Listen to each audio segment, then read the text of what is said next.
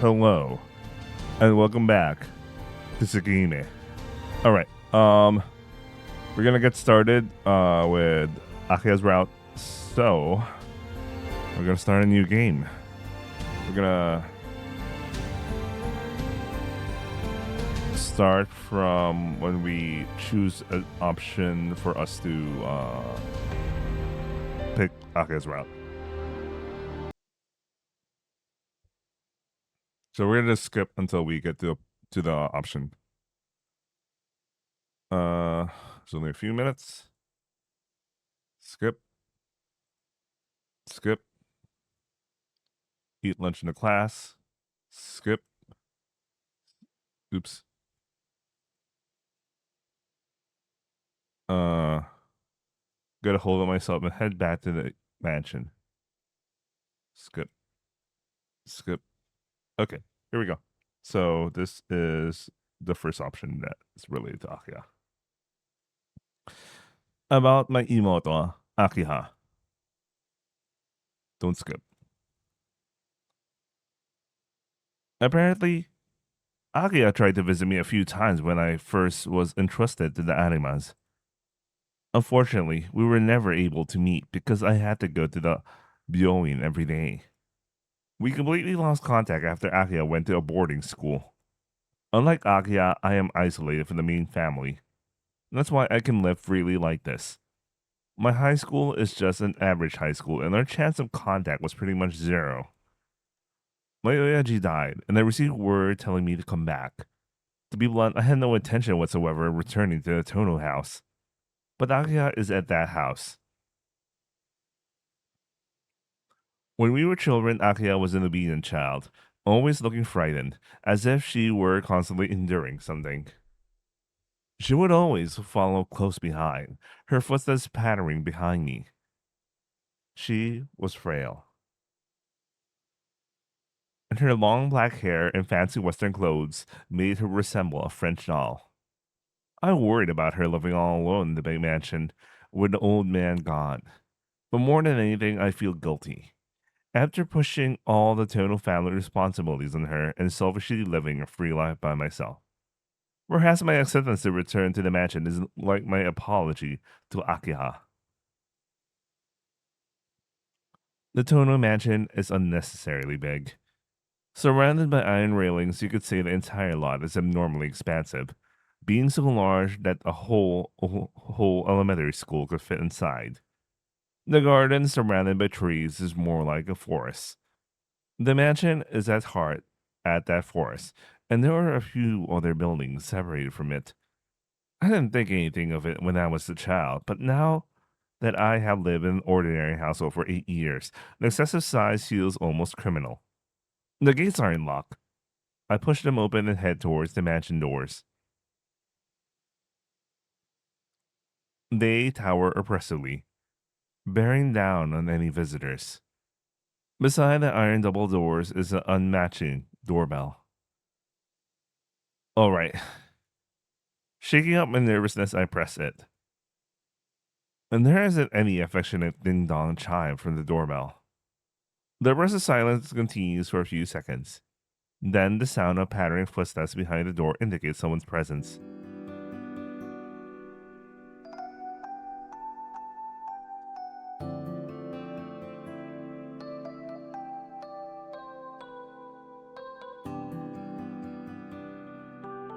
We have been waiting for you.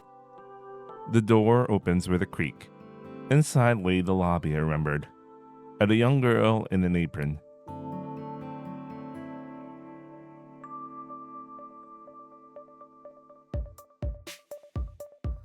Thank goodness. You're so late. I was beginning to worry that you had gotten lost. I was thinking about going out to meet you if you hadn't arrived by sunset. The girl in an arcanistic apron smiles warmly. No, that's, I'm so taken aback by her outdated mode dress that I can't even form a proper sentence. Perhaps attributing my hesitance to distrust, the girl tilts her head a little. You're Shiki-sama, aren't you? Yeah, but You don't have to call me Sama. You are, right? Oh, please, don't scare me like that. I was beginning to think I had made one mistake back there. The girl's mannerisms are like those of a mother scolding her child. But in spite of that, there's a smile on her face and it doesn't break the warm feeling about her. She wears an apron over a kimono. She comes out to greet guests and addresses someone like me with Sama. And this must mean that she's... Are you one of the maids here by chance? By any chance? The girl answers my question with nothing but a smile. Come, you must be tired. Please do come in. Akiha-sama is waiting for you in the living room. The girl quickly crosses the lobby and heads towards the living room. Turning back as she just remembered something, she makes a bow and a full smile on her face.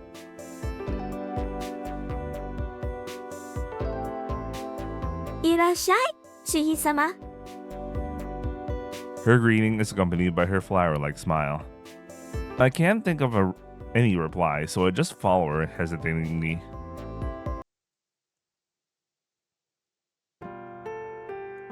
Guided by the girl, I head to the living room. It's as if I'm seeing it for the first time. I don't know if I've forgotten about it in the last 8 years or they had refurbished it since then. Either way, it feels like someone else's house now. It's unsettling. As I'm looking around the living room, the maid in the apron lowers her head in quick bow. I brought Shuhi-sama with me.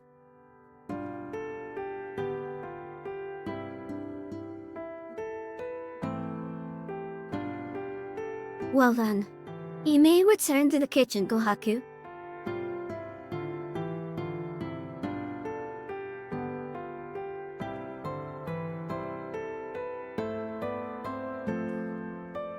It seems the maid's name is Kohaku. Kohaku-san gives a small bow as if to say farewell and leaves this living room. This leaves me and the two girls I don't recognize.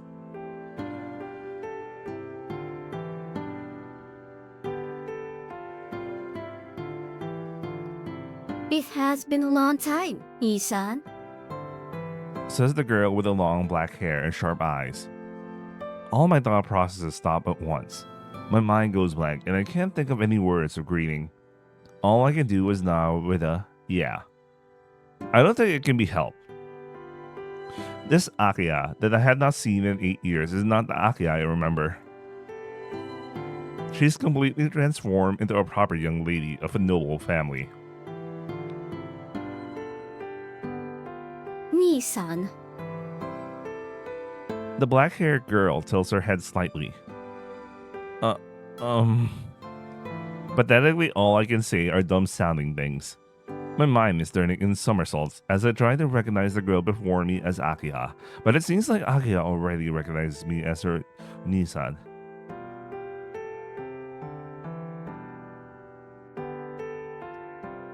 You do not look well. Would you like to rest before we talk? Akiha throws a sharp glance in my direction. Is it just my imagination that she looks like she's in a bad mood? No, I'm alright. I was just surprised at how much you've changed, Akiha. People change over the course of 8 years, Nisan. We are at an age of change. Or, you think we would remain as we were forever? What is this? I can feel the thorns in Akiha's words. No, you definitely changed, Akiha. You become more beautiful than before. That isn't flattery. That's how I really feel. And? Indeed. But you, on the other hand, had not changed much at all. Akiha answers coldly, her eyes closed. Well, I came prepared for something like this. It is as I had thought. It seems Akiha does not think well of me. If you're feeling well, let us finish our conversation. You have yet to hear the details about why you're called out here at Nissan. I heard nothing more than a sudden come back to the mansion, until I found that Oyaji passed away in the papers. If the head of a major company dies, it definitely makes it to the financial papers. The word of Tono Makihisa's death reached his son Tonoshiki via newspaper after the funeral. Even though his relatives hadn't told him, this inherited son would pick up news of his father's death merely by buying 100 yen newspaper. It might be cynical of me to say so, but the world has certainly become a convenient place.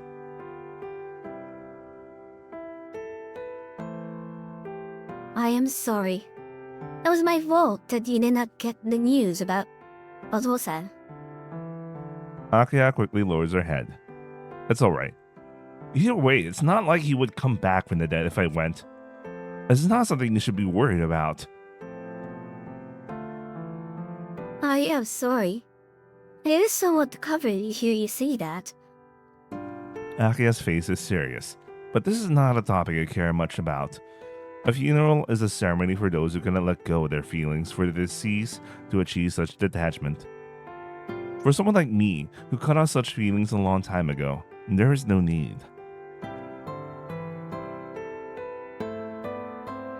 Calling you back here was my idea.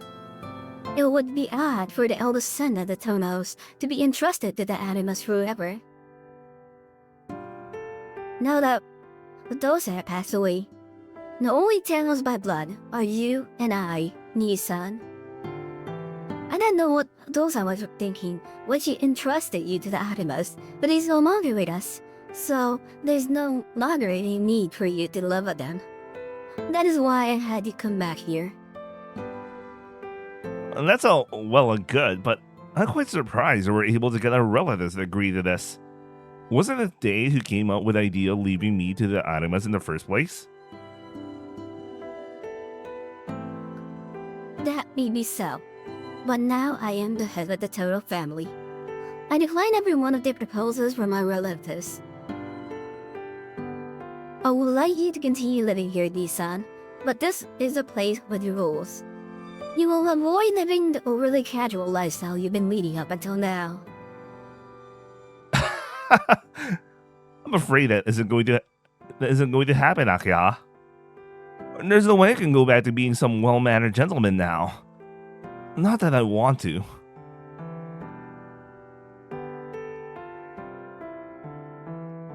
I will not ask more of you, but do try to.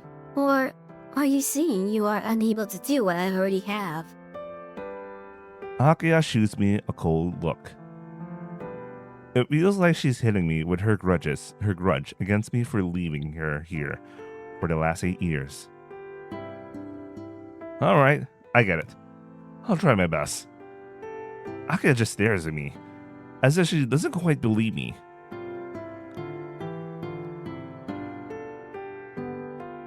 You do not need to try, as long as you get the results. Her pose is dignified, her words merciless.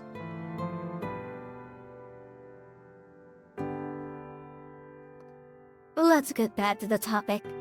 Right now, you and I are the only ones living here. I do not care for having too many people around, so I clear everyone out. Huh? Hold on a sec, Akiha. You cleared everyone out? You wouldn't mind to run into one of our relatives in the mansion, would you, Nissan? I put out most of the servants. But they're hard enough for you and I. So there are no problems. Wait. No problems? You're going to get attacked at our family meeting if you do something like that.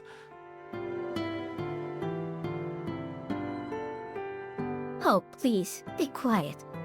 Or rather, then have the mansion overflowing with people. Wouldn't you feel more relaxed with just the two of us here? Well, it's true that I would feel relaxed, but But you've only just become head of the family, Akiha. If you go around abusing your powers like some kind of dictator, our relatives are not going to keep quiet. Even the old Oyaji didn't go against their opinions. Indeed. That's why Otosan entrusted you to the Arimas. I, on the other hand, had despised him ever since I was a child.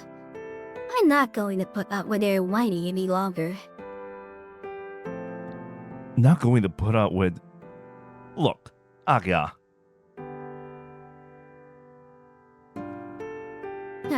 Enough! Just listen. You don't have to worry about me. Please, just worry about your own life from now on, Nisan. I can see it's going to be difficult for you in many ways. Akiha says sullenly, looking away a little.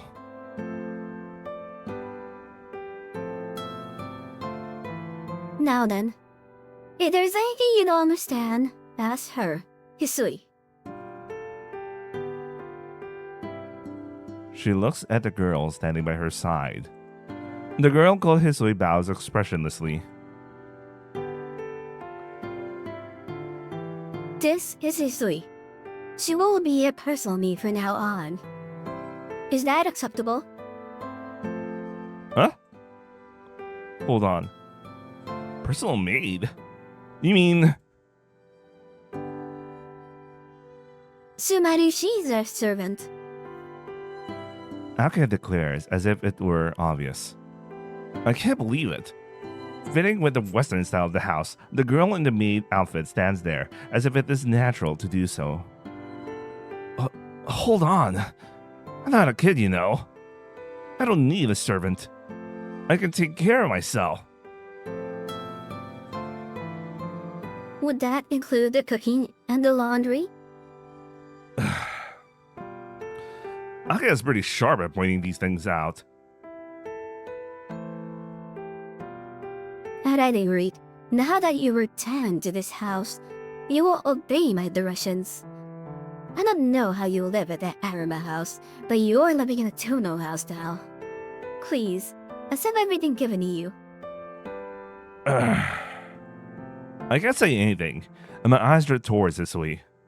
As expected, she looks back at me expressionlessly like a doll. Well then, Hisui, please show Nisa to his room.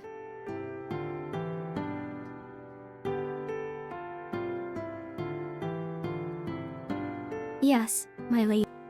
Hisui approaches me with a shadow-like lack of presence. I will guide you to your room, Shiki-sama. Hisui heads towards the lobby. Sighing, I head out towards the lobby as well. We enter the lobby. This mansion is split into east and west wings, with a lobby in the middle. The lobby is like the body of a bird whose wings are the halls extending diagonally to the east and west. Each wing is about the size of a small hospital. I remember the house is constructed symmetrically, so both the east and west wings had the same floor plan. Your room is this way, Shiki-sama. Hisui climbs up the flight of stairs. It seems like my room is on the second floor. Come to think of it, the service room should be on the first floor of the west wing, so that's probably where Hisui and Kohaku-san's rooms are. Outside, the sun has already set. The girl in the maid uniform walks down the long, dimly lit hallway without a word. Like a wonderland. Without thinking, I let my thoughts slip out.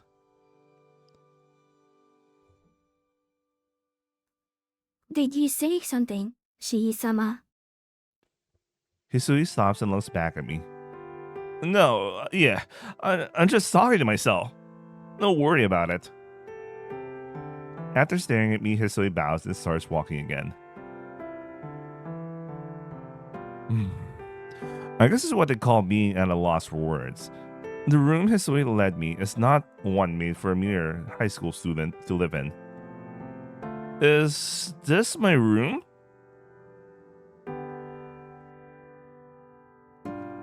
Yes.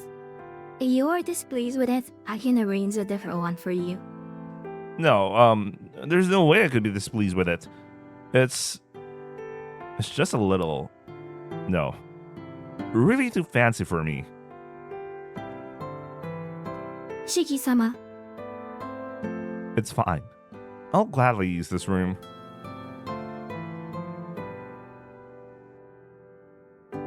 yes, this room has not been touched since 8 years ago. So, I do not believe you will find Mimity unsatisfactory with it. Huh? There's something a little odd about the way Hisui said that. It's as if she was implying that this was once my room. Hey, is this by any chance my old room? That is what I've been told. Am I mistaken? Hisui inclines her head to the side slightly. I feel relieved. It seems like this girl can express emotion after all. Well, it might be, now that you mention it. I do remember it faintly, so it must be so. I can't feel any presence, any sense of familiarity about this place at all. But I guess that's what it's like after you leave a place for 8 years. I can't get settled here, though. I was living in a 6.5 mat-sized room until this morning. It's like I'm staying in some high-class hotel.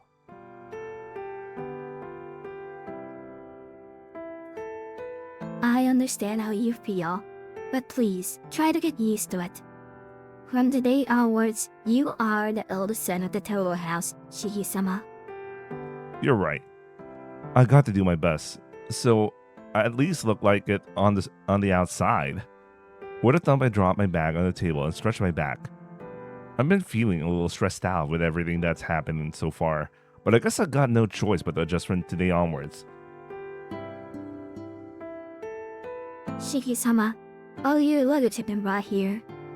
Is there anything more you require? No, not really. What do you ask? There was very little delivered. If there's anything you need, I can have it prepared. So please don't hesitate to ask. I see. No, I don't need anything more for now. I didn't have much luggage to begin with. My luggage is just this bag, these glasses, and the textbooks in my bag, and that white ribbon with an unidentified owner. Man, we're already done with that route, but like, you know what? Maybe I should have did that as the last route of me reading through the whole Far Side routes. Anything about the white ribbon this stresses me out, unless it's Skawka's route, because obviously we returned the white ribbon.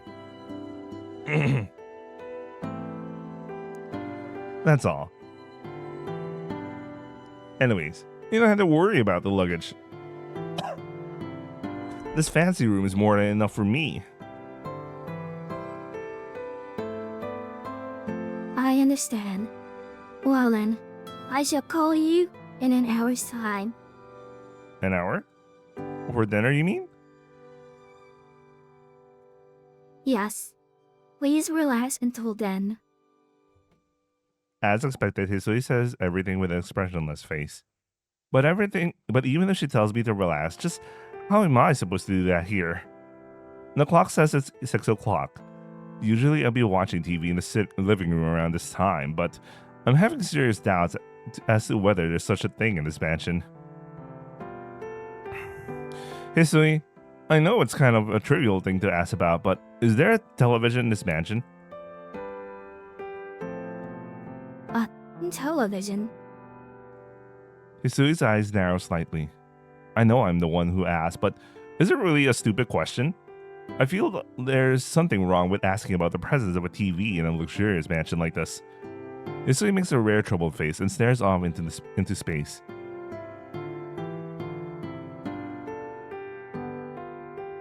There is no television in the sitting room. Some of the visitors did make use of one, but when they departed, they picked it up on their luggage and took it back with them. So I do not believe there are any remaining. Hold on. Visitors? Like who? For how long? Relatives. The eldest son is Hogamine-sama. Hogamine-sama for the branch of the family Pozaki-sama's third daughter and her fiancé, and Kishima-sama's oldest son, came to stay for close to 3 years. 3 years, huh? Hisui, that's what you call freeloaders, not visitors. Hisui does not reply. No matter what kind of people these freeloaders were, it seems that servants can't say anything bad about them. Well, at any rate, it seems like those relatives have brought and taken back their own luggage with them. My Oyaji hated the products of modern culture, thinking them all vulgar. And there was no way he would ever watch a TV. Akiha, who had been educated by him for the last 8 years, would probably be the same. Well, it's not like I'll die without one. Hisui is silent. Like a perfect example for servants, Hisui says nothing unless she's being asked a direct question. This, of course, is kind of depressing for me. I want to make that expressionless face break into a smile somehow, but that seems impossible with just any old half-hearted effort. Can't wait for next route then. Hisui's route, maybe. Next. I think we have time to do Hisui's route next week. Oh, there was a library on the first floor of West Wing, wasn't there? Maybe I'll go find something to read when I have some free time. Hisui does not reply. She just stands there in the doorway.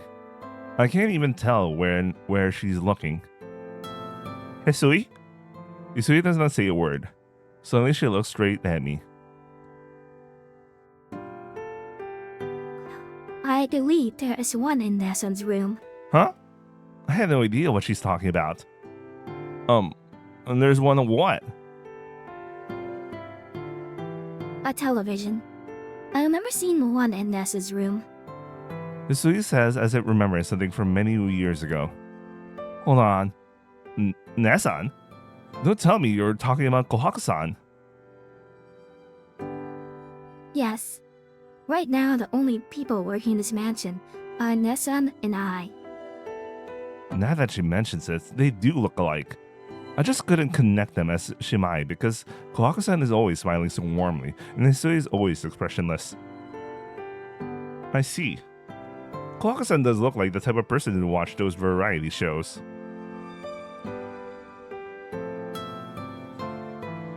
But I bulk at going at Kohaku-san's room to tell her, let me watch your TV. Sorry, just forget I ever asked. After all, I'll be living here from now on, so I got to follow the rules of the mansion. God knows what sort of cynical comment I'll be in from Akiha if I started watching television. It seems I'll be leading a scholarly student life fit for a member of the Tono family from now on. Alright, I'll be in my room until dinner, so please come and call me when it's time. You got other things to do, don't you, Hisui? Hisui nods in assent and turns around. Silently opening the door, she leaves the room.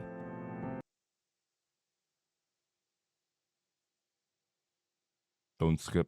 Wait, maybe it's worth skipping because a lot of the early stuff is just the same stuff.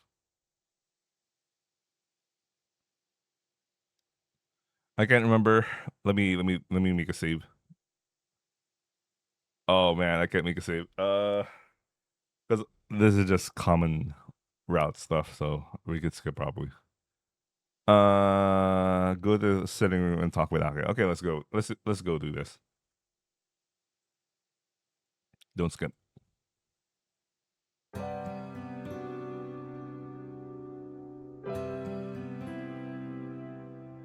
They also had this scene in the remake, if I remember correctly. Well, the remake mostly covered the common route, so even the options that seem like you could talk to Akiha like this is in there, so.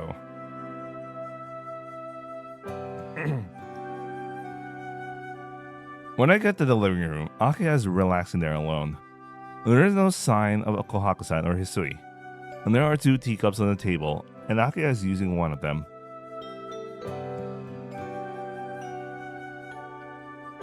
Ara? Do you drink tea at the deals too, Nissan? No, nothing like that. I just thought I'd come and talk to you. My expression tells her I'll go away if I'm bothering you.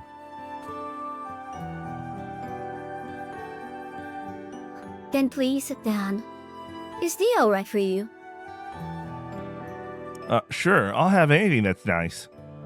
I actually prefer Japanese tea, but I'll keep that a bit of selfishness for myself. Akiha takes the teapot and pours transparent red tea into another teacup. Thank you. I sit on the sofa and raise the teacup to my mouth. Before my eyes is the cool and collected Akiha, and it makes me a bit uneasy. I came to talk to her, but to be honest, I really don't know what to say now that she is in front of me. Nissan, you're very quiet. Did you come to talk to me? Akiha stares. The atmosphere is not so much not so much that of a Imoto, but more like that of an unfamiliar young lady. It's not one in which I can speak freely.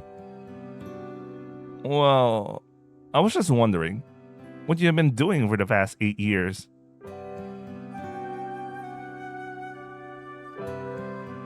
It goes without saying.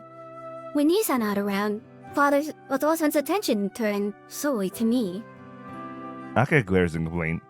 It seems that the last 8 years are a taboo subject.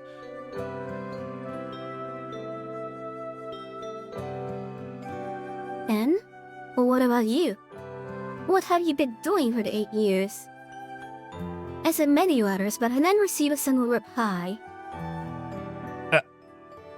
I choke involuntarily. Certainly Akiha sent many letters, but I never replied. I was a poor correspondent, but at the bottom of my heart I wanted to sever all links with the Tono Mansion, and that made me reluctant to write to Akiha.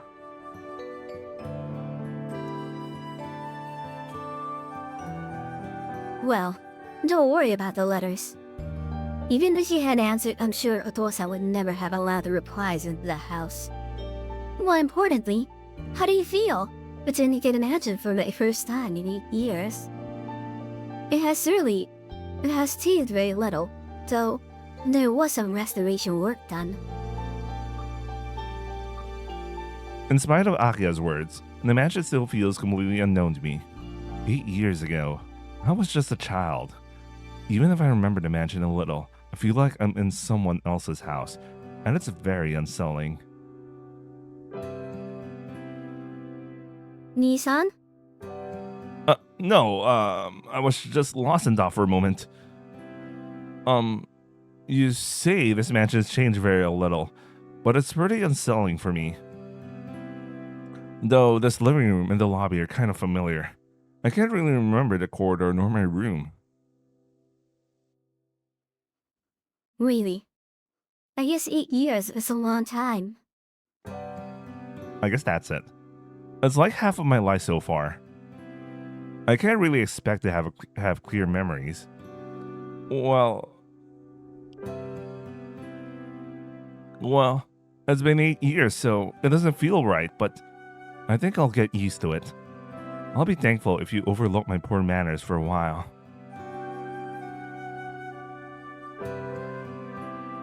Please, don't be ridiculous. I can hardly look any more leniently upon Nissan's manners than I do already. That was close.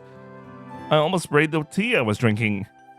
At supper, Akiha's look sent me into cold sweat after all I did was use the wrong knife. I see. So, you were being lenient back then. Yes, I am making concessions appropriate to your abilities. Nissan has been brought up by the animals after all. As all Keiko comes from a red family, a certain amount of laissez-faire was permitted, and you were spoiled, Nissan. The result is the supper we had a while ago. Well, it can't be helped, can it? Nasu Masterclass writing there. We never really thought I'd be returning here. Is that so? You almost sound like you didn't want to return, Nissan. Don't be stupid. It's not like that. I may have had my doubts, but I couldn't just leave you alone here, could I? What kind of Nissan would I be then? Yes, and that's the reason I returned. If it weren't for Akiha, I would never have returned. Since I heard nothing for almost 8 years, I always wondered whether you were alright on your own. I came back to the mansion because I was worried about you. Looking a little off to the side, I put my honest feelings into words.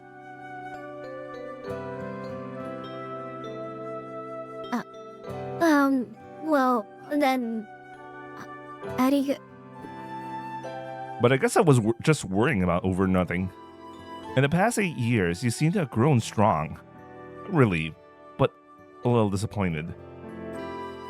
No, a bit is saying too little. Since I only had the image of the calm Akiha back when she was small, the sharp Akiha right now seems like a different person. Really? I'm sorry and I meet Nisa's expectations. Akiha's eyes are scary. Yeah, but I think I may have said too much again.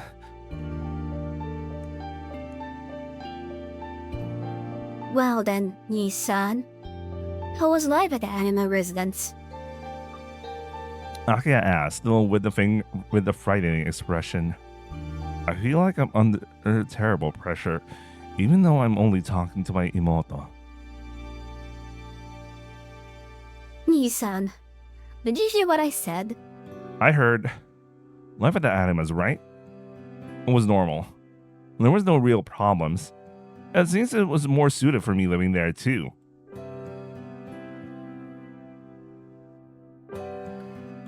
That's not what I meant. How was your health?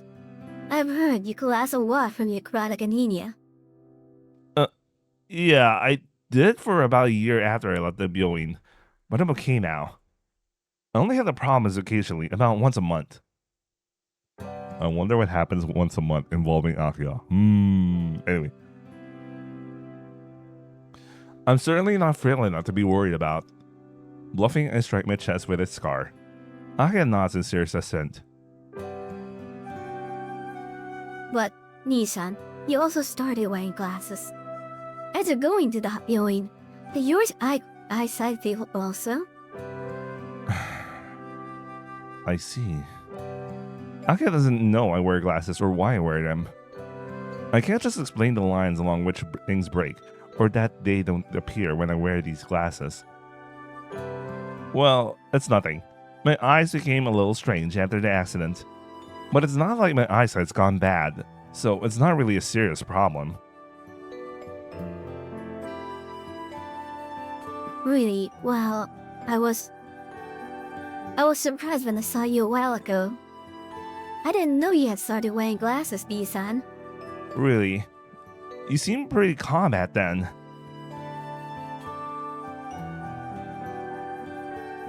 Atarimaida? I was meeting you for the first time in 8 years. I couldn't let you see me act strange. Akiha's brow creases suddenly.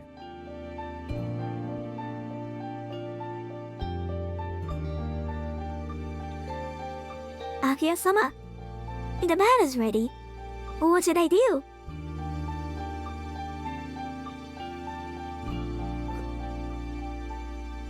Really? Thank you, Kohaku. I'll go soon, so go ahead.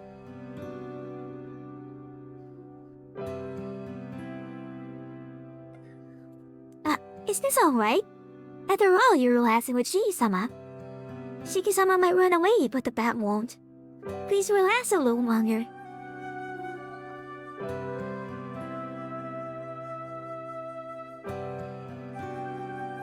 It's fine. We weren't talking about anything important anyways. Akiha stands and walks past Kohaku-san into the lobby. Kohaku-san follows Akiha. Left alone in the living room, I finish the tea. Akiha and Kohaku-san seem to be leading to the lat, so I guess I'll go back to my room. Hang on. Akiha and Kohaku-san aren't going to take a bath together, are they? Baselines. No, I bet they are. Then maybe Kohaku-san would be washing her back. Of course, with another girl, that's no problem, but...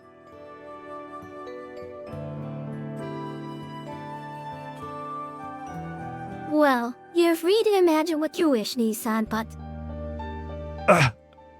Akiha returns with amazing timing. don't force Sui to do stupid things. Unlike Kohaku, she doesn't really get jokes. Akiha looks accusingly so she sees my thoughts. I'm surprised. Maybe this mansion has some listening devices. Then why are you saying it out loud, bro? Wait, what are you doing back here? Weren't you taking a bath with Clock-san? I forgot to tell you something about the bat.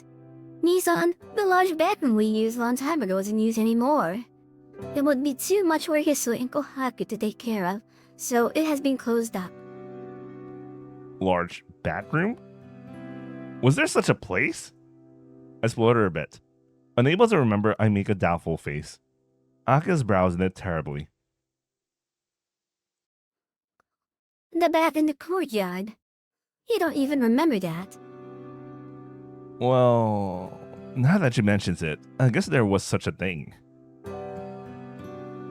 But this is a European-style mansion. Isn't such a thing a little out of place?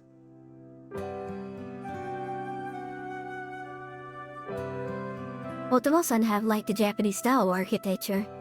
That is why the detached building is Japanese style as well. Oh yeah, I guess he's a. I would say he's a weeb, but he's literally Japanese. Who's a Westabu, but he's like, you know, I don't get it. Anyways, if you want to have a bath, please use your own. The second bathroom behind the lobby is yours, Nissan. With that, Akiha leaves. Alright. With Akiha gone, there's no point in staying in the living room. I'll have a bath too and return to my room.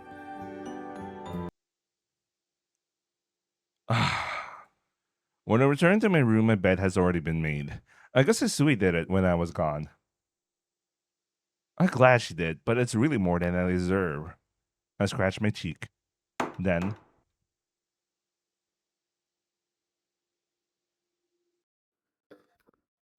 Are you there, Shigi-sama? I can hear Hisui's voice along with a knock at the door. Yeah, I'm here. Come in. Excuse me. Konbanwa? Oh, Oh, that was Shiki, sorry. Konbanwa. Thanks for making my bed, Hisui. Hisui quietly nods in acceptance.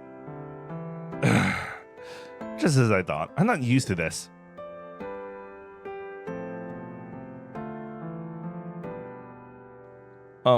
Is there anything else you want to tell me? no, nothing from me. But Akiha-sama has instructed me to answer any questions you may have. I see. There are many things I want to ask, but I'll probably get to know them as I continue living here. Yeah. What I want to know right now before I sleep is it true that the curfew here is 7? Yes. The main gate is locked at 7, and all the entrances to the mansion are to be locked at 8. It is also a rule that one must not try to go walking around the mansion after 10. Not even walking around the mansion. Well, I got no complaint with that, but isn't that kind of harsh? Akiha and I aren't children, so I don't think you have to go that far. Indeed. It is a rule, however. So please abide by it. You are aware of the recent disturbances at night, are you not, Shigi-sama? Yeah, that Kyuketsuki thing Arihiko was talking about. Well, as long as something like that is happening, I guess it's better to be safe than sorry. What else? Oh, do you mind if I ask an off-topic question? Yes, what is it? I'd like to know what kind of work you and Kawaku-san do around here. I am here to serve your needs, and my sister Kohaku is to serve the Lady Akiha-sama. In our spare time, we do maintenance chores around the mansion. Is there anything more you would like to know? To serve? So, what it is after all? My shoulders suddenly feel heavier. It seemed completely natural to Akiha when she said it, but I'm nothing more than a normal high school student. I had no interest in having a girl close to my age serving me, at least for now. By serving me, you mean you're a personal servant? Yes. Please do not hesitate to give me any instructions. Well, I get it. Going by how Akiha was talking about you, it doesn't seem like I can dismiss you, so I'll just obediently let you serve me. Is there anything in particular you would like? Nothing in particular, but can you stop calling me Shiki-sama? To be honest, I get chills down my back when I hear it. But, Shiki-sama, you are my master. And that's what I'm saying I hate.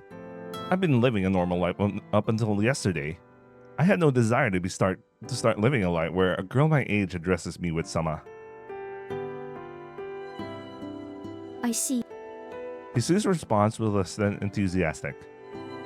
Just call me Shiki. In exchange, I'll call you Hisui. Let's do away with the formalities and be more casual with each other. Still expressionless, Hisui lowers her eyebrows as if she's being troubled. But, you are my employer. It's not like I'm hiring you. You're the one doing the things I can't, so you're the great one. Hisui gives another unenthusiastic reply. It looks like I won't be able to talk to her into just one day. Anyhow, that's how it is. Don't be so formal towards me. I'll be grateful if you tell that to your sister Kohaku-san too. See, there you are. As you say, Shiki-sama. Expressionless, Hisui bows her head. She completely failed to understand. I will be leaving now. Please, rest now for tonight. Bowing, Hisui puts her hand on the doorknob. Oh, I forgot to ask something. Hold on for a sec. Running towards the room, I put my hand on Hisui's shoulder before she leaves.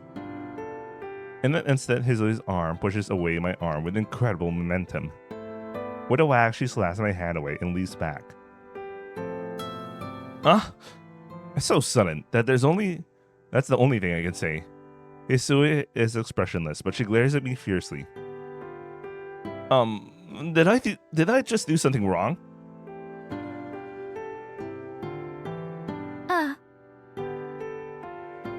I am very sorry.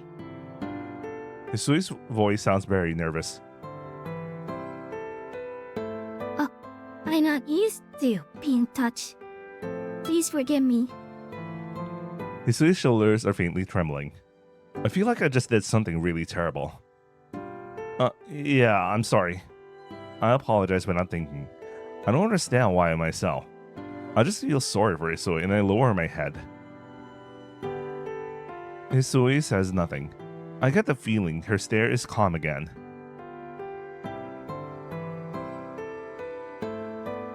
You had nothing to apologize for, Shiki-sama.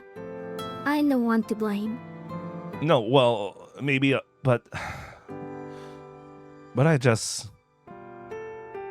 scratch my head. Hisui stares at me, pausing only to blink for a second. What was it you want to ask me, Shiki-sama? That's right. I stopped Hisui because I wanted to ask her something. Oh, I wanted to ask about Akiha. Doesn't she go to a boarding school? That was only during middle school, Shiki-sama. From this year onwards, Akiha-sama has special permission to attend school from home. Huh? You mean she goes to school from here? Yes, but it is uncommon for her to come home before dusk like today. Akiha-sama has practiced up until dinner, so she is always home before 7. Practice? Practice what? Today is Thursday, so she would have had violin practice. Huh? Usually, she is able to return before dinner on weekdays, so if you have anything to say to Akiha-sama, please let Nessa know after dinner. Hisui bows to say goodbye and leaves the room. Violent practice. What on earth is that? She's not some upper-class lady or anything, so why would she have to do something as bothersome as... Oh wait, she is an upper-class lady. Yes, come to think of it, my Imoto Tono Akiha is a natural-born upper-class lady. In my memories, she was always the being ever uneasy Imoto, constantly following me around. As a child, she was always quiet, never having even the courage to express her own desires. She was a frail girl who would always live in the fear of scolding from our otosan. Yeah, people really do change after 8 years. After 8 years, I've become the me I am now. Akiha has become the person she is right now, too. 8 years is a long time. It's half of our lives up until now. I was absent from this mansion during the vital period, where a child becomes an adult. Oh, sorry, Akiha. I think things would have been better if I had been with her during those 8 years. I unknowingly mumbled her apology.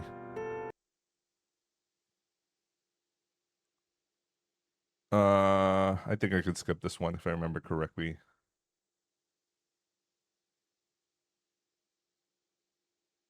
Go to sleep.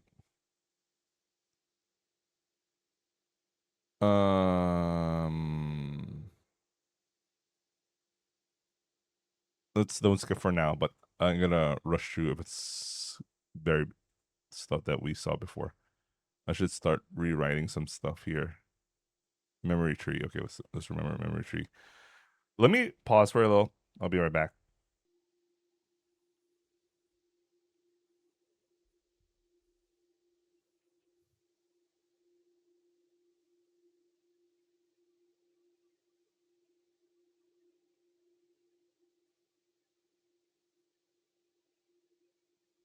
Okay, I am back. I'm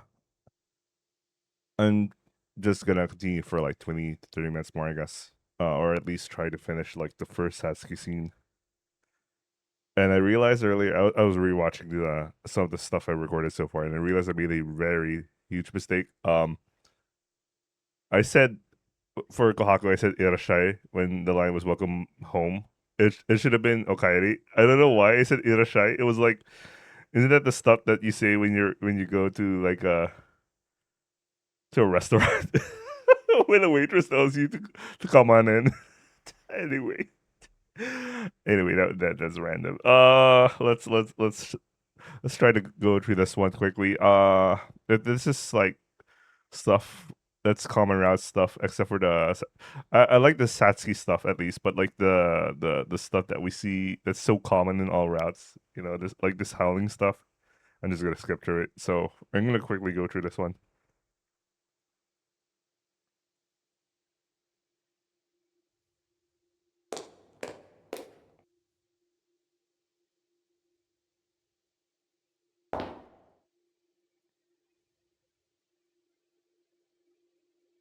Okay, this should be Akiha, right?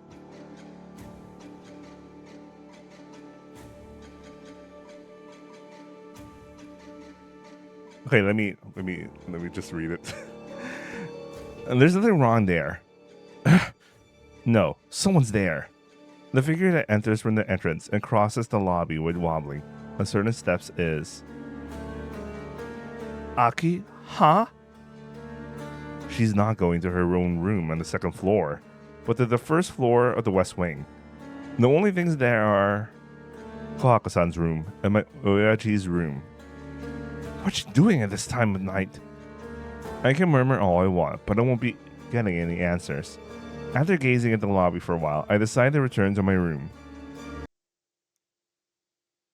Well, she probably had something to do, or went to see Kohako-san. I feel bad about sneaking around and watching her, and I don't want to just ask her about everything she does. Neru, Neru, and there's school tomorrow. I bury myself in bed and close my eyes. As I fall asleep, my thoughts keep returning over and over to Akia's hollowed eye figure in the lobby, and how something seemed wrong.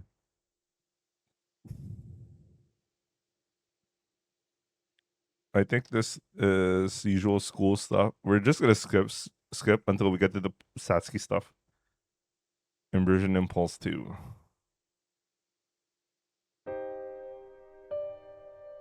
Yeah, we're gonna skip this. This is just the flashback. We know this stuff.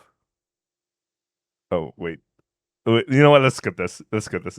As much as I want to voice history, let's just skip this. Oh wait, no, this is important. This is important. Okay, my bad, my bad. Let's go back. Let's go back. Let's go back. Fuck. You know what? Fine. It's fine. I forgot about this. It happens here.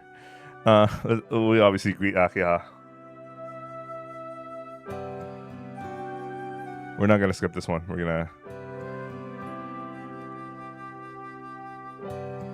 Hey. Ohayo, Akiha.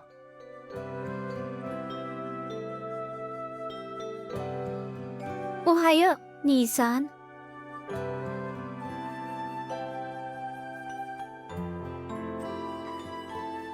Ohayo-san. Breakfast is ready in the tiny hall. Please eat up. In contrast to Akiha, Kohaka-san greets me with a cheerful smile. Thank you very much. It looks like you're having your after meal tea. Have you already finished breakfast, Akiha? Of course. I don't care when you get up, Nissan, but it's Reese at least. Make some time for breakfast. Having breakfast after 7 is a sign of sloppiness. I think having breakfast at 7 is pretty normal.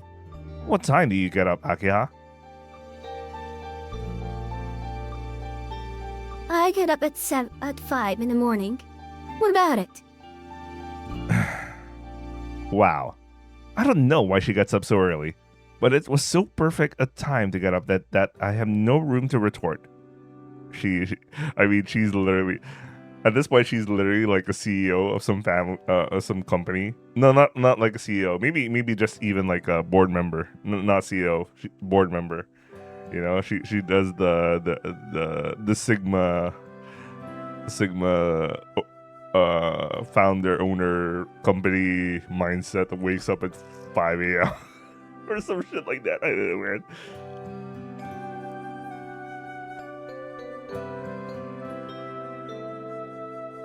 Besides, your school is 30 minutes from here on foot, isn't it? Please don't be late to school that's so close by. I'll be an embarrassment. Akia's words are filled with thorns that stab at me. But as it's the truth, there's no opening to a counter argument. No, don't skip. We're just gonna quickly go through this. But like the scenes related to like the knife stuff, we're just gonna go through that.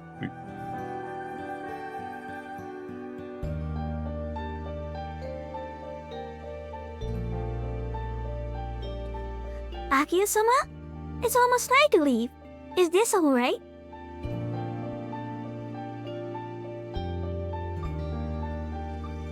I know. Jeez. Don't be so worried I was still like this on the first day. Muttering some complaints, Akiha stands up. Well, I'ma say goodbye. Nissan, you should apply yourself to your studies today. Akiha leaves the living room. Kohaka-san follows, seeing her off. Apply myself to my studies.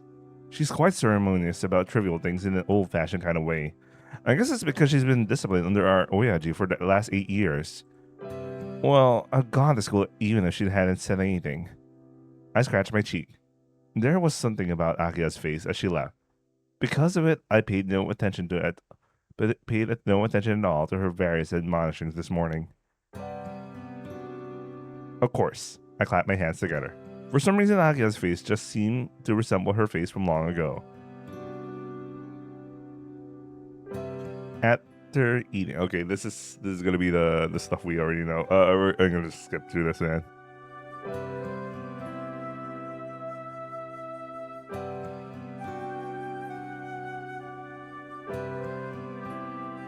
Skip.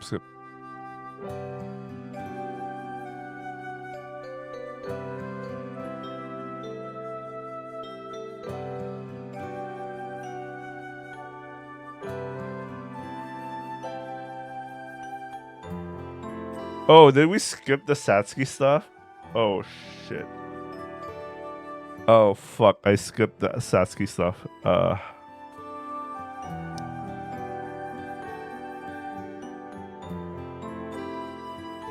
Okay, I'm gonna backtrack a little. Let me at least read the Satsuki stuff, and then I'm gonna end the upload for here, and then we're gonna continue where I saved. So I'm just gonna backtrack a little. I'll be right back.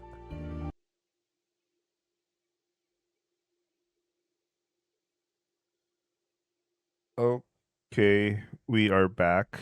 I'm sorry we just went back. I actually restarted the game a little. I just want to do the Satsuki stuff, and then because it's very important for Aki as well. But we're just gonna do the Satsuki scene, and then we're gonna get that choice to choose choosing between the far side routes. But like I'm gonna end it there, and then we're gonna continue where we left off when Shiki goes to school. From there we could skip to the next important scene, I guess. But anyway, let's go through this now. I want to eat dinner. All right.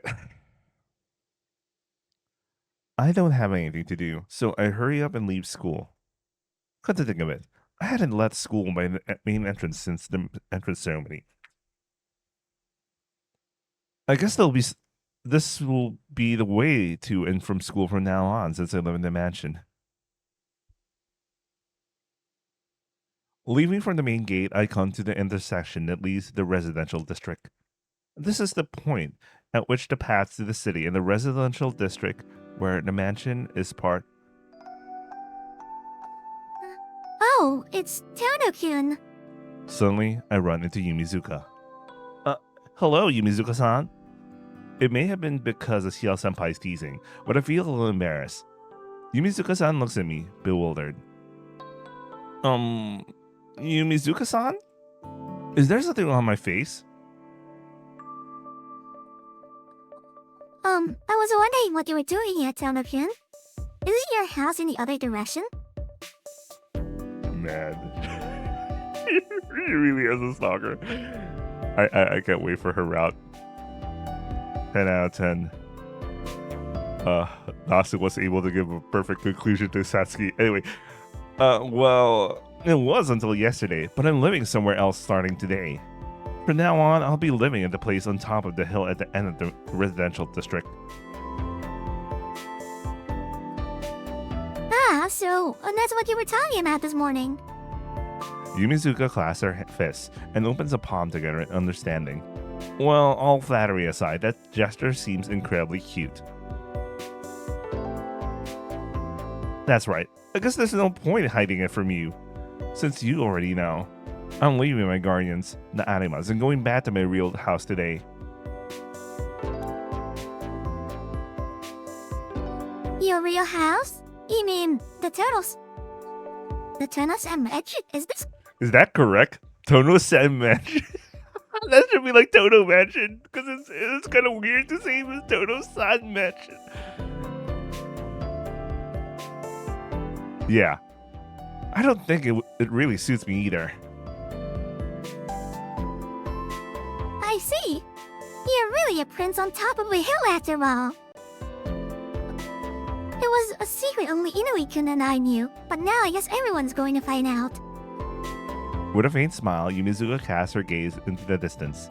She looks out at the horizon as if looking at the Tono Mansion off in the distance on top of the hill. But will you be alright? Even if it is your home, you've been away for 8 years, right? Aren't you afraid or worried? Yeah, I'm actually kind of uneasy.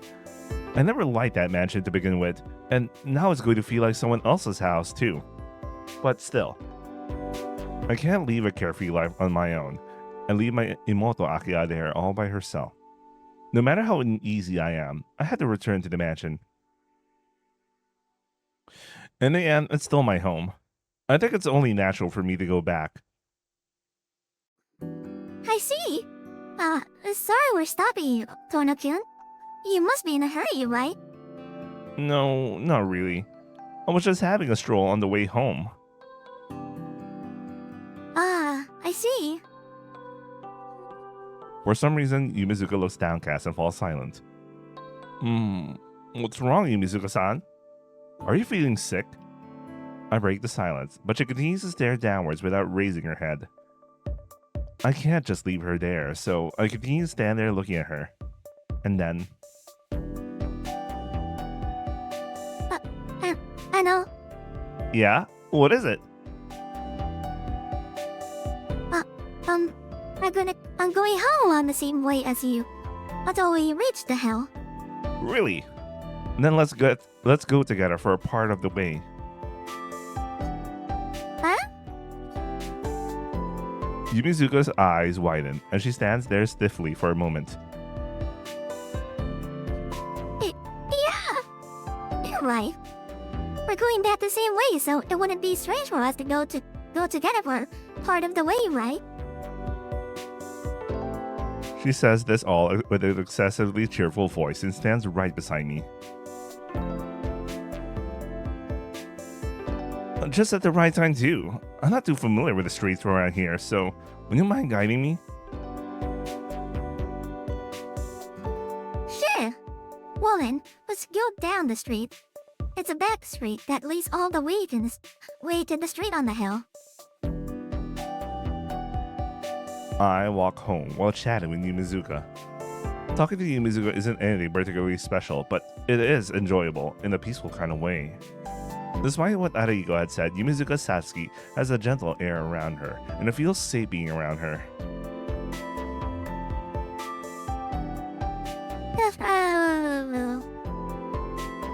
While we are talking, Yumizuka laughs as if she had remembered something. What is it all of a sudden? Did I say something funny? No, that's not it. It's just that starting tomorrow, I'll be taking the same route to school as you. She laughs, looking truly happy. That honest, smiling face is enough to make me happy as I watch her. I didn't realize it up until now. Even putting her looks and mannerisms aside, Yumizuka Satsuki is kind of cute. What do you mean, even putting her looks? I understand the mannerisms. What's up with her look? It's kind of cute. I am slowly beginning to understand why the boys in our class have been so worked up over her for so long now. Our conversation ceases. I'm simply fascinated by Yumizuka's smile, and the two of us fall silent. Without saying anything, we walk towards the residential district in the sunset. Suddenly,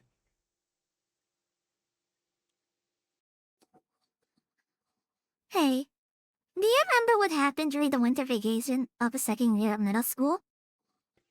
Yumizuka murmurs, "Hmm?" I tilt my head to one side.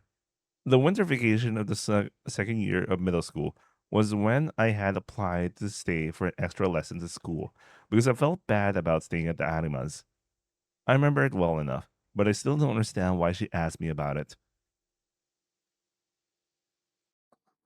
Just as I thought. So my Tanuki would never have remembered. Would never have remembered. Disappointed, Yumizuka's shoulders droop. There were two sports sheds in our middle school, remember?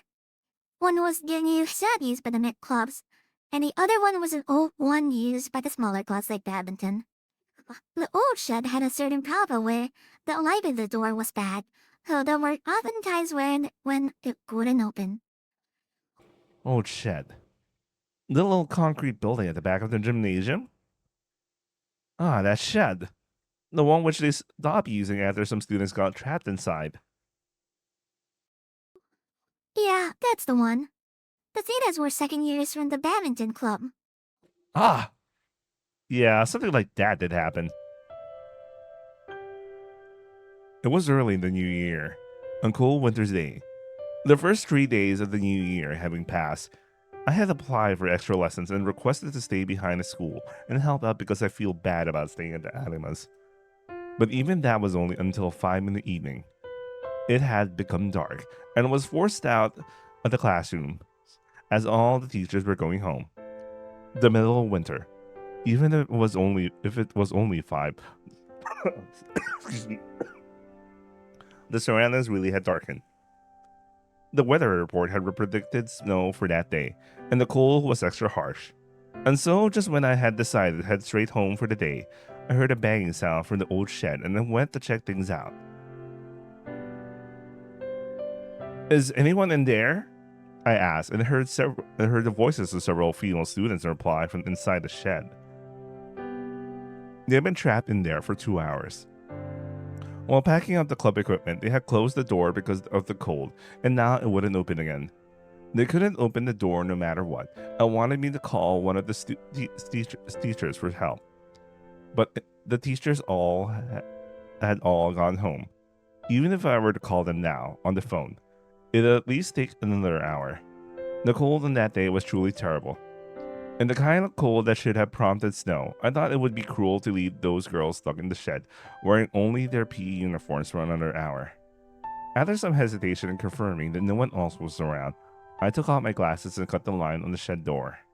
The door opened and about 5 female students, eyes red from crying, poured out.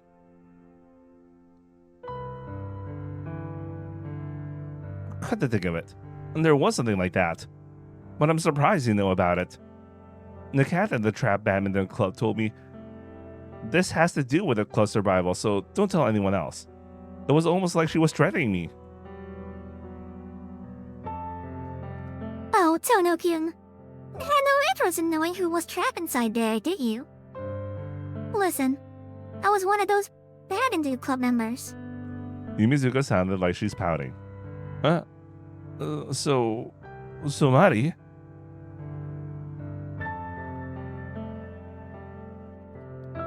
I still remember it well. When I think about it now, it was only being trapped inside the shed. But at the same time, it was cold and dark, and I was really worried. Everyone thought we were going to freeze to death like that. My stomach was growling from hunger too. I was just about to collapse. That must have been rough. I can't really empathize with her. Typical Toto. Shiki Toto. I can't really empathize with her, so I give a half-hearted response. Unconcerned, Yumizuka continues her recollections, bringing up old events anew. And just when everyone was trembling, Yuhimawa asked, "Is anyone in there?" In your usual unexcited voice.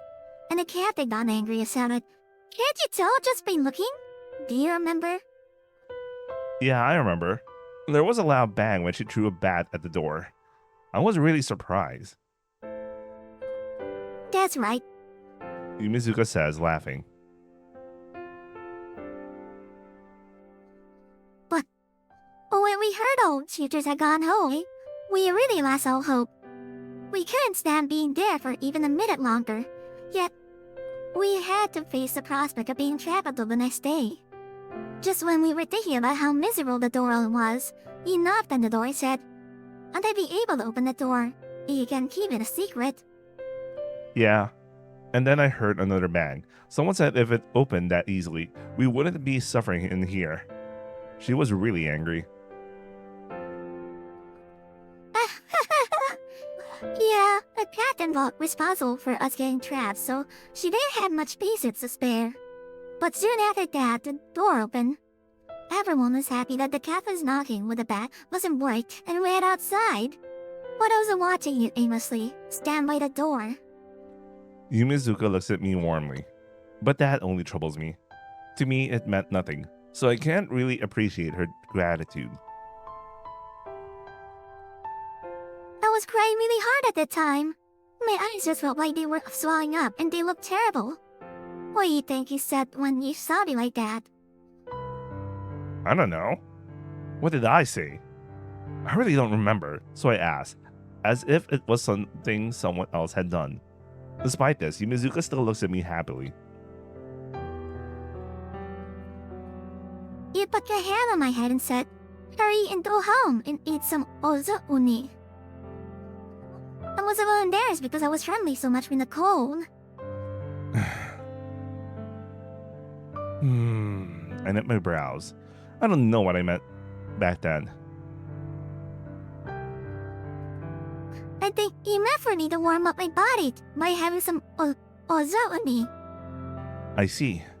It was right after New Year's, after all. That does sound like the stupid kind of thing I would say.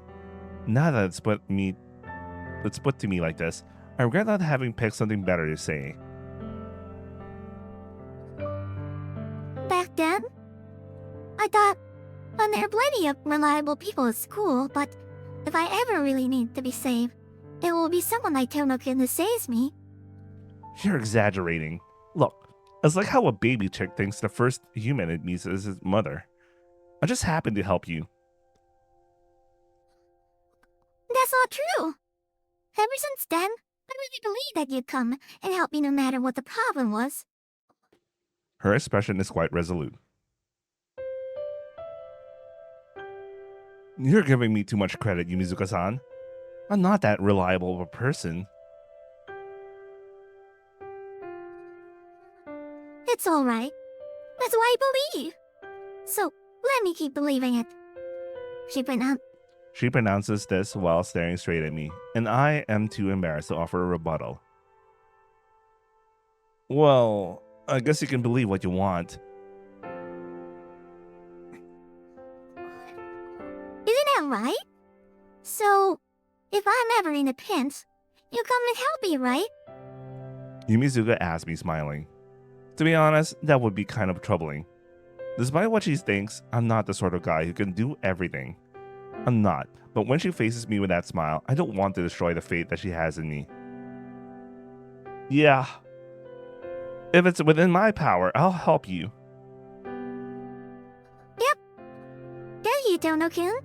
I know it's a bit late to say this, but I was really happy because of what you said to me back then. Saying that, Yumizuka suddenly stops. Naturally, I stopped too.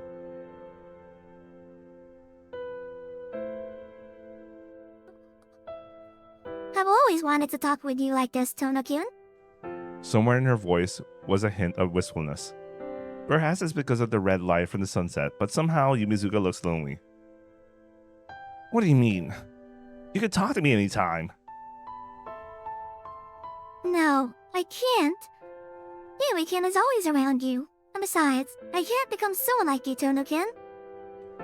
With that reserved answer, Yumizuka draws away from me. Well, my house is this way, so I'll see you at school tomorrow. Bye-bye! Smiling, Yumizuka waves her hand and begins walking down our street.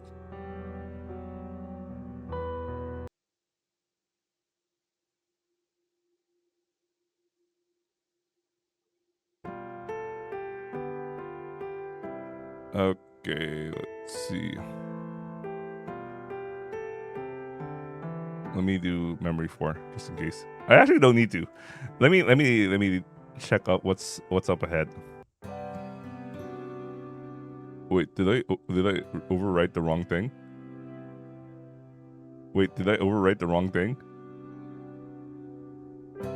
Oh shit.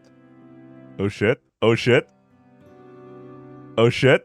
I'll figure this out. I can always figure this out. We'll continue tomorrow. Anyway, I hope you guys enjoyed watching, and I'll see you guys on the next upload. This scene should have a similar, the same scene in the remake. I specifically remember Yumizuka saying the same story in the remake. So that's at least in Glass of the Blue Moon. So you guys can check it out if you want to see the remake version. We don't need to wait for the Red Garden for that. Let's see. Okay, I actually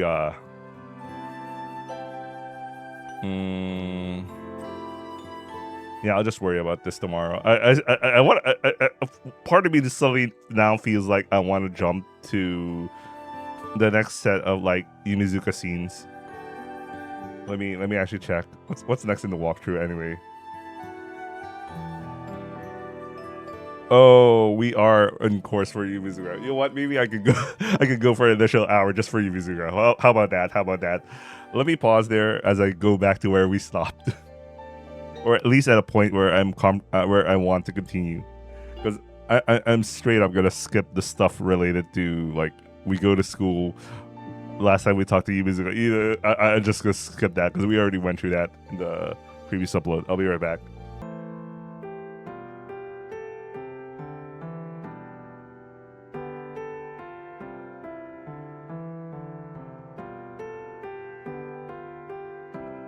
Okay, welcome back. I certainly skipped a lot since the last scene that we did skip that in chronological order was that we were leaving the Tono mansion to go to school after our first night sleeping there, and then we skipped a lot of scenes in between. We basically skipped to the second night, and then Yumizuka tried to call for Shiki. You would remember this if you watched my Kaku reread playthrough. But even then, if you're watching this, you already read Tsukhime, so you're here to just like probably play this in the background and try to remember Tsukhime as much as you can, or something like that. That's what I'm doing with this whole video series anyway, just recalling stuff. Anyway, let's read. There's no reason for Yumizuka to be there, but if she is, she might need my help. I'll never forgive myself if I just ignore this. Alright. Putting my hand in my pocket, there is a cold touch of iron. Even though I don't intend to use it, it's comforting to know that I'm not unarmed. And if it comes to it, I have my eyes too. Sensei said not to use them recklessly, but she'll find it acceptable if I use it against a killer. The sound. It came from here. Preparing myself, I step into the alley.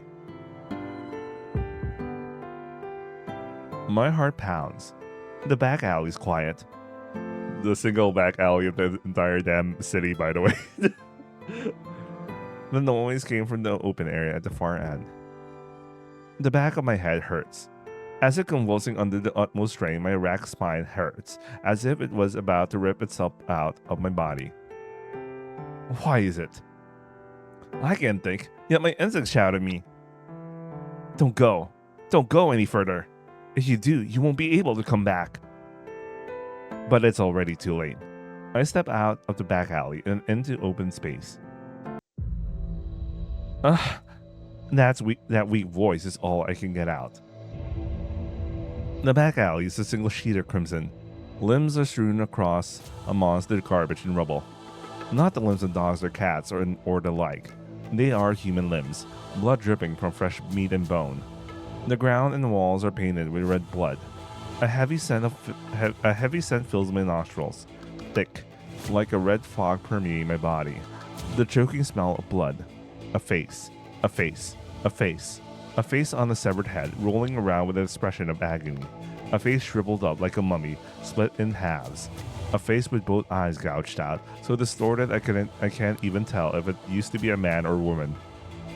Unable to make a sound, I merely gaze speechless at the corpses. No, they can't even be called human bodies anymore. Even a badly made sculpture looks better than this.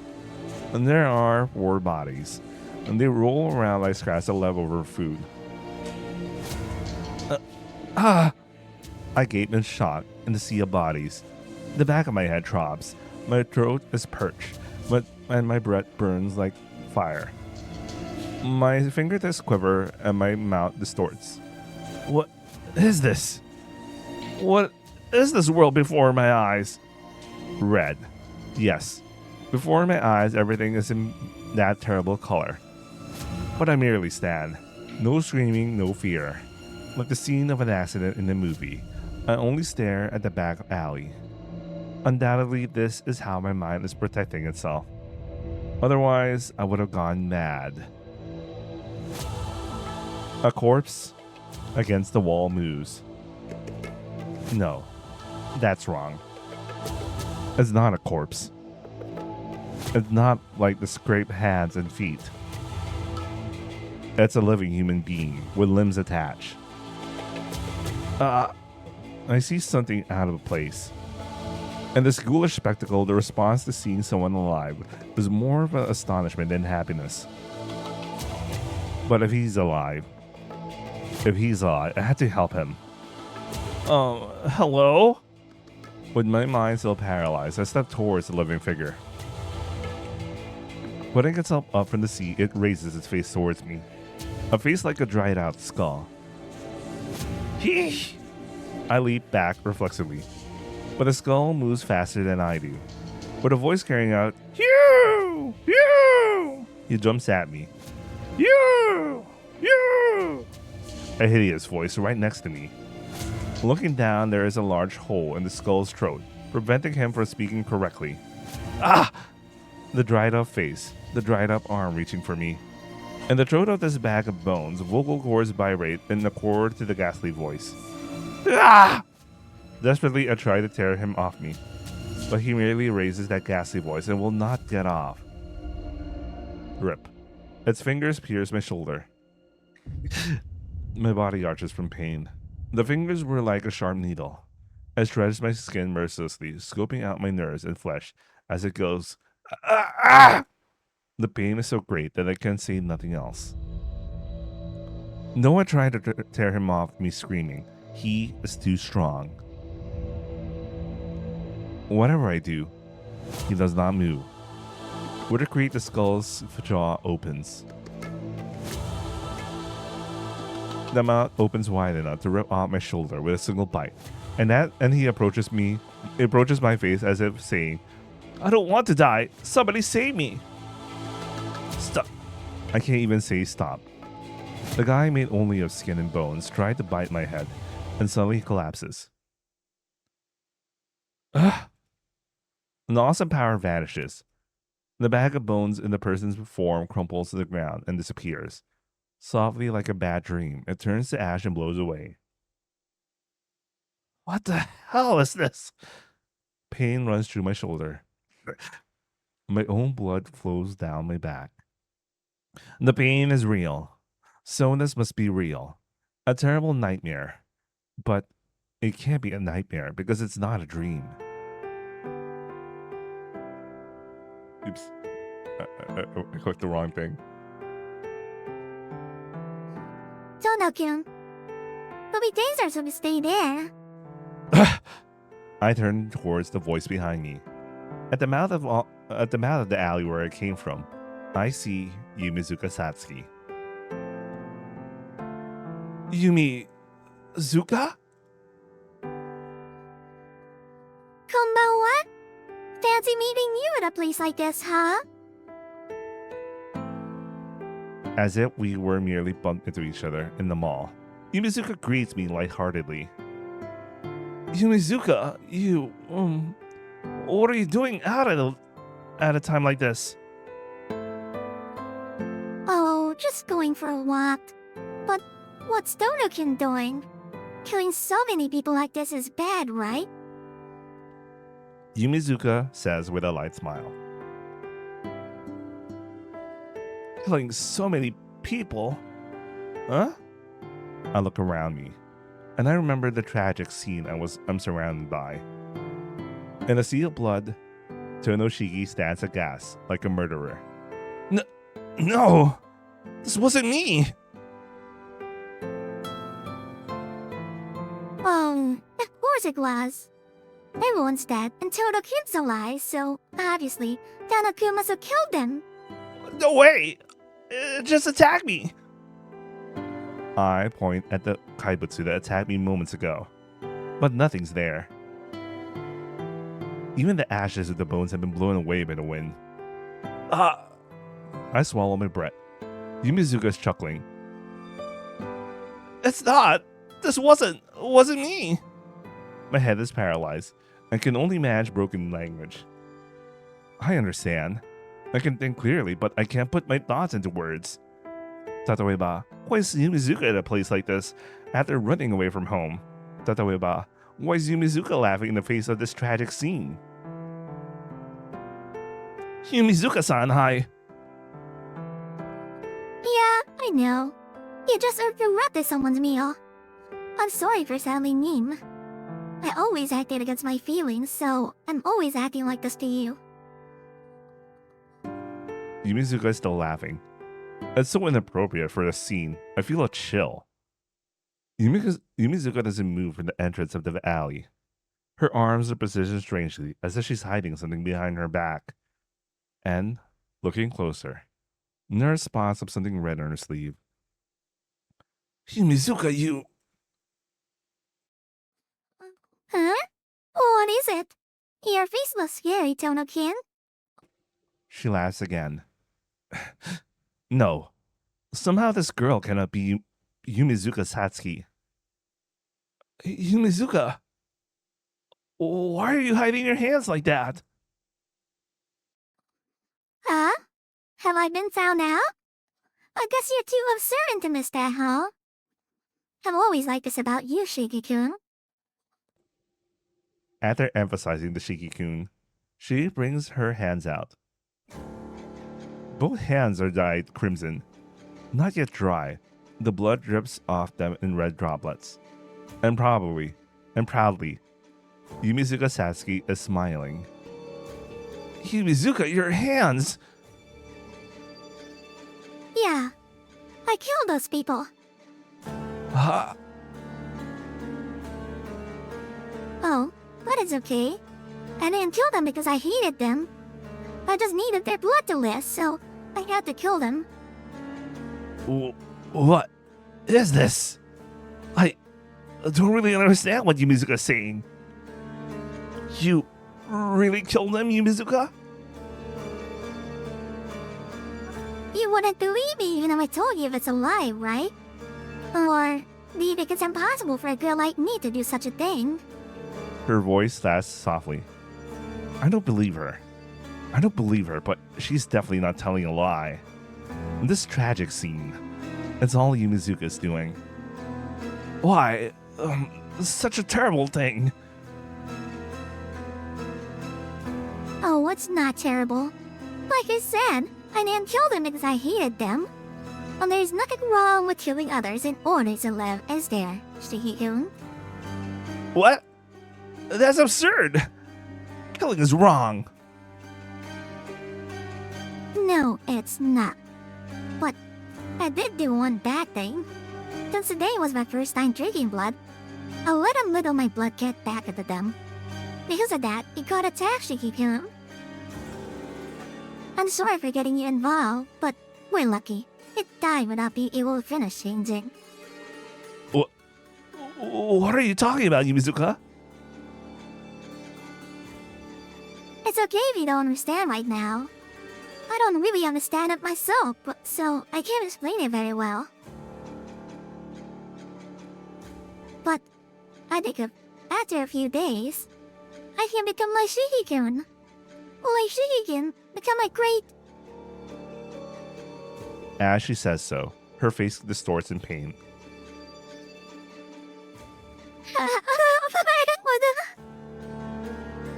Cries of agony echo from her throat. Yumizuka chokes up blood. I guess even if I'm happy, I shouldn't just drink blood at random. If it's not good quality, beautiful blood, it won't agree with me. She breaks out in a fit of coughing. She chokes out blood with every cough.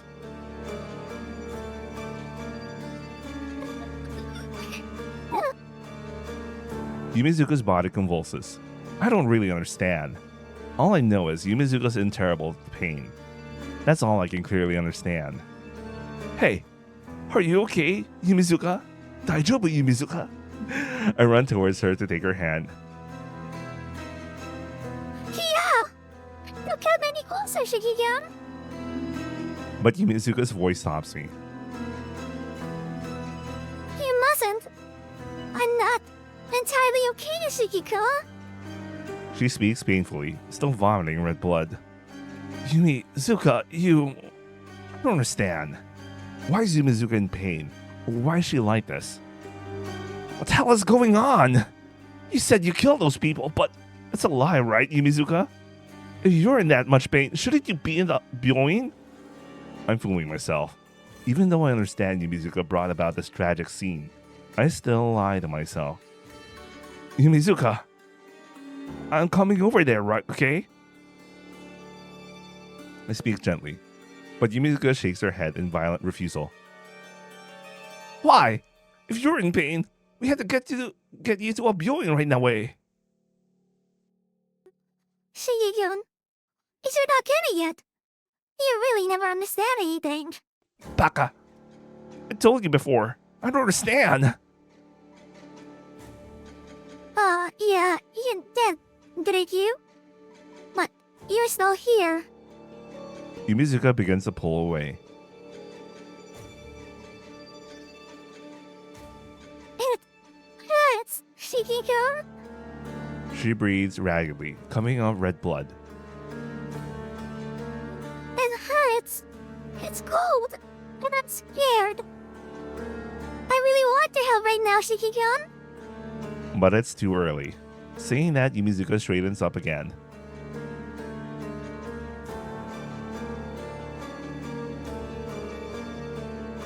Wait for me, okay?